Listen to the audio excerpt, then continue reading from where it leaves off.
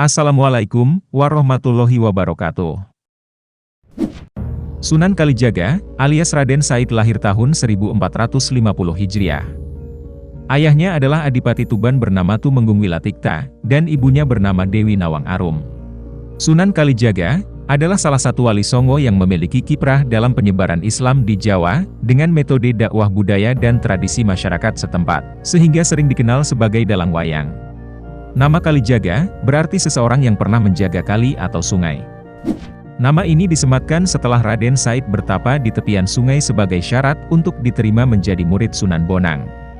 Dalam menjalankan dakwah Islam, Sunan Kalijaga sering mengenalkan Islam sebagai dalang, lewat pertunjukan wayang yang sangat digemari masyarakat yang masih menganut kepercayaan agama lain.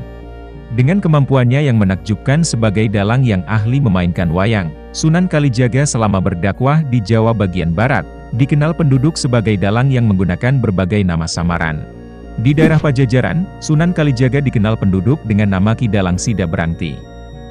Dan di daerah Tegal, Sunan Kalijaga dikenal sebagai dalang Barongan, dengan nama Ki Dalang Bangkok. Di daerah Purbalingga, Sunan Kalijaga dikenal sebagai dalang topeng dengan nama Ki Dalang Kumendung, sedangkan di Majapahit dikenal sebagai dalang, dengan nama Ki Unehan. Kegiatan dakwah memanfaatkan pertunjukan tari topeng barongan dan wayang, dilakukan Sunan Kalijaga dengan cara berkeliling dari satu tempat ke tempat lain. Menurut Babat Cirebon, diketahui bahwa selama menjadi dalang berkeliling ke berbagai tempat, Sunan Kalijaga kadang menjadi dalang pantun dan dalang wayang. Sunan Kalijaga berkeliling dari wilayah Pajajaran hingga wilayah Majapahit. Masyarakat yang ingin melihat pertunjukan wayang, bayarannya tidak berupa uang, melainkan cukup membaca 2 kalimat syahadat. Sehingga dengan cara itu Islam berkembang dengan cepat. Di antara berbagai lakon wayang yang lazimnya diambil dari epos Ramayana dan Mahabharata.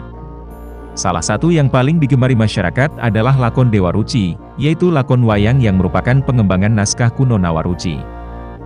Lakon Nawaruci, atau Dewa Ruci mengisahkan perjalanan rohani tokoh Bima mencari kebenaran, di bawah bimbingan Begawan Drona sampai dia bertemu dengan Dewa Ruci.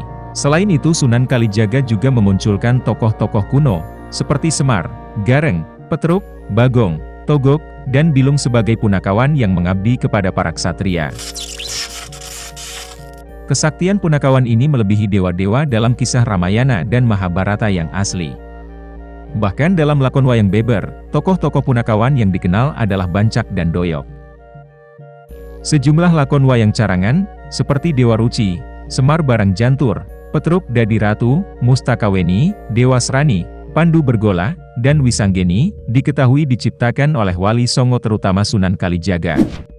Sunan Kalijaga dikenal sangat mendalami memaparkan sisi rohaniah, berdasar ajaran tasawuf dalam memainkan wayang lakon Dewa Ruci, yang menjadikannya sangat masyhur dan dicintai oleh masyarakat dari berbagai lapisan.